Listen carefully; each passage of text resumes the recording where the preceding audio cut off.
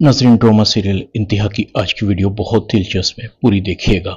Channel को subscribe नहीं किया तो सब्सक्राइब जरूर कर लीजिएगा। सजल अंदर ही अंदर बहुत खुश हो रही थी। फहद से मेरी शादी कभी सोचा भी नहीं था कि फहद मुझे इतनी आसानी से मिल जाएगा। वैसे बुढ़िया कमाल की मकरबाज है। एक बार मेरी शादी फहद से हो जाए, इस बुढ़िया के तो मैं सारे बलकस निकाल दूंगी। बड़ी खिदमत की है मैंने इस बुढ़िया की। सजल दिल ही दिल में कहती है, गिन ले बुढ़िया दिन, तू मेरे हाथों से ही मरेगी। दूसरी तरफ फरीदा बेगम फहद को कहती है, फहद बेटा, अनम का ख्याल अपने दिल से निकाल दो। उसे जरा भी तुम्हारा एहसास नहीं, मोहब्बत तो दूर की बात है। बस तुमसे शादी उसकी जिद थी, अब उसका तुमसे दिल भर चुका है। वो तुम्हारे साथ कभी नहीं रहेगी। अनम सिर्फ तुम्हारी वजह से मेरा ख्याल रखती थी, वरना वो तो मुझसे नफरत करती थी। उसने एक बार भी मेरा हाल चाल नहीं पूछा। उसकी नाराजगी तुमसे थी, मुझसे तो नहीं। मेरी बात मानो, सज्जल बहुत अच्छी लड़की है। वो तुम्हें और मुझे समझती है, इस घर को ठीक रखेगी। अगर सज्जल मेरा ख्याल ना रखती तो मैं कब की मर जाती। तुम सज्जल से शादी कर लो। फहद कहता है, मोम ये नहीं हो सकता। फरीदा कहती है, हो सकता है। अनम को सबक मिलना चाहिए। उसने वैसे भी सज्जल के साथ तुम्हें बदनाम कर दिया। ये तो सज्जल का ही सर्फ है कि वो फिर भी मेरा ख्याल रख रही है, वरना इतनी बदनामी के बाद तो वो कभी इस घर का मुंह भी न देखती। फहद सोचों में गुम था। सजल भी सारी बातें सुन रही थी। ये बुढ़िया तो मेरी शादी फहद से करवा के ही रहेगी। मेरा काम खुद ब खुद आसान हो रहा है। फरीदा बेगम एक बार फिर बीमार होने का बहाना करती है। फहद कहता है, अम्मी आप ठीक तो है ना, क्या हो रहा है आपको? फरीदा कहती है, तुम सज्जल को बुला दो, मुझे वही संभालेगी। फहद सज्जल को बुलाता है। सज्जल फौरन आ जाती है। फरीदा सज्जल को कहती है, तुम बेफिक्र रहो, मैंने तुम्हारी और फहद की शादी का तुमसे वादा किया है ना, हर सूरत पूरा करूंगी। सज्जल कहती है, आंटी अगर फहद ना माना तो? फरीदा कहती है, तो फिर मुझे उंगलियां टेढ़ियां करनी पड़ेंगी। फहद परेशान था। अम्मी ने मुझे इम्तिहान में डाल दिया है। ये मेरे लिए बहुत मुश्किल फैसला है। एक तरफ अनम और दूसरी तरफ मोम है। फहद जैसे ही अपनी माँ के पास आता है, फरीदा बेगम कहती है, तुमने फिर क्या फैसला किया फहद? तुम सजल से कब शादी करोगे? मुझे लगता है कि तुम मुझे जिंदा देखना ही नहीं चाहते। फहद कहता है, नहीं मोम, ऐसी बात नहीं है। फरीदा कहती है, फिर तुम मेरी बात मान क्यों नहीं लेते? फहद हाँ में सर हिलाता है। सजल बहुत खुश हो रही थी। फरीदा कहती है, बस अब देर किस बात की? फरीदा सजल को बुलाती है। सजल कहती है, फहद मान गया है आंटी। फरीदा कहती है, फहद तुमसे फौरन शादी करना चाहता है। सज्जल कहती है, मगर आंटी अभी तो अनम के खुला का केस चल रहा है, उसका फैसला भी होना है। अगर कल फहद और अनम के दरमियान सुलह हो गई तो मैं कहाँ जाऊंगी? फरीदा कहती है, बस फहद तुम अनम नाम के किस्से को खत्म कर दो। उनको कहो कि तुम केस लड़ना ही नहीं चाहते, दे दो अनम को तलाक, तुम अपनी जिंदगी में आगे बढ़ो। दूसरी तरफ नवीद को इत्तला मिल जाती है, सर हमने फहद की सारी डील कैंसिल करवा दी है और उसकी एलएलसी भी नहीं खुलेंगी। फहद को उसकी कंसाइनमेंट नहीं मिलेंगी। नवीद कहता है, ये तो बहुत अच्छा किया तुमने।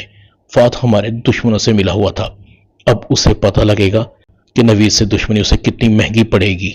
उसे बहुत नुकसान उठाना पड़ेगा। फहद जैसे ही ऑफिस आता है तो उसे पता लगता है कि उसकी सारी डील्स कैंसिल हो गई हैं। मशीन प्रोवाइडर्स ने ठेका कैंसिल कर दिया है। फहद कहता है, ये कैसे हो सकता है? मैनेजर कहता है, सर मुझे लगता है कि हमारे खिलाफ कोई बहुत बड़ी साजिश हुई है। हमारा करोड़ों का नुकसान हो गया है और जो लोग हमें पेमेंट कर चुके हैं वो तो हंगामा खड़ा कर देंगे। फहद सर पकड़कर बैठ जाता है, इस तरह तो हम कंगाल हो जाएंगे। कंपनी इतना बड़ा नुकसान नहीं बर्दाश्त कर सकती। फहद घर जाता है, अपनी माँ को बताता है, अम्मी मेरा सारा बिजनेस खत्म हो गया। फहद की माँ कहती है, ये कैसे हुआ? फहद कहता है, इस सब के पीछे नवीद भाई हैं। फरीदा की आंखें खुली की खुली रह जाती हैं। उसके 14 तबक रोशन हो जाते हैं। अहमद घर छोड़ चुका था। असद अहमद को समझाता है। अहमद कहता है, अम्मी के दिल में मेरे लिए कोई जगह नहीं, उसके दिल में सिर्फ सज्जल है। बताएं, जिस घर में मुझे आवारा, निकम्मा और जवारी समझा जाए, क्या उस घर में मुझे जाना चाहिए? असद कहता है, अहमद ये जहर सज्जल ने घोला है, वो अपने फायदे के लिए कुछ भी कर सकती है और नौशीन आंटी सज्जल की हर बात मानने पर मजबूर हैं, क्योंकि वो वही कर रही हैं जो उनको तुम्हारे बारे में फीड किया गया है। سجل کو احمد کی طرف سے کورٹ کا نوٹس ملتا ہے۔ عمیر احمد کا ساتھ دینے کے لیے تیار ہو جاتا ہے کیونکہ وہ جانتا تھا کہ سجل نے احمد سے دھوکے سے سائن کروائے تھے۔ دوسری طرف جیسے ہی سجل کو پتہ لگتا ہے کہ فہد کے پاس پھوٹی کوڑی نہیں، اس کا سارا بزنس ختم ہو چکا ہے، تو کہتی ہے میں کسی ایسے کنگال شخص سے شادی نہیں کر سکتی جو خود میرے ٹکڑوں کا محتاج ہو۔ سجل فریدہ بیگم کو کہتی ہے آنٹی میں نے فہد سے شادی نہ کرنے کا ارادہ کیا ہے۔ فریدہ کہتی ہے مگر کیوں سجل؟ سجل کہتی ہے مجھے بتائیں کہ میں ایک کنگال شخص سے شادی کیسے کروں؟ آپ کیا چاہتی ہیں کہ میں آپ جیسی بیمار بڑھیا کو اپنے پلے باندھ لوں؟ میرا دماغ خراب ہے۔ فریدہ کہتی ہے یہ تم زیادتی کر رہی ہو سجل۔ سجل کہتی ہے بے شرم بڑھیا اپنی اوقات میں رہو، جانتی ہو کہ تم کتنی مکر باز ہو، تم میرے ساتھ کیا مخلص ہوگی جو اپنے بیٹے کے ساتھ مخلص نہیں۔ فریدہ کی آنکھیں کھلی کی کھلی رہ جاتی ہیں۔ فہد اپنی ماں کو کہتا ہے سب ختم ہو گیا امی، یہ سب آپ کی وجہ سے ہوا ہے، آپ نے کبھی انم کو وہ عزت نہیں دی جس کی وہ مستحق تھی۔ میں تو کہتا ہوں آپ نے اسے کبھی دل سے قبول کیا ہی نہیں تھا۔ فریدہ کہتی ہے ہاں بیٹا، میں نے ہی تمہارا گھر اجاڑا ہے، میں تم دونوں کی مجرم ہوں، مجھے انم کے پاس لے چلو، میں اس سے ہاتھ جوڑ کر معافی مانگوں گی۔ ادھر نوشین سجل کو کہتی ہے سجل اب تم چوپ چاپ احمد کے پیسے واپس کر دو، بہت دیر ہو گئی ہے، احمد گھر نہیں آیا، میرا اکلوتا بیٹا پتہ نہیں تمہاری وجہ سے کہاں در بدر کی ٹھوکریں کھا رہا ہے۔ سجل کہتی ہے امی میں کیا کروں، آپ جانے اور آپ کا بیٹا، آئندہ مجھے فون مت کیجیے گا۔ سجل میں نے تمہارے لیے کیا کچھ نہیں کیا، تم اتنی بے حس ہو گئی ہو۔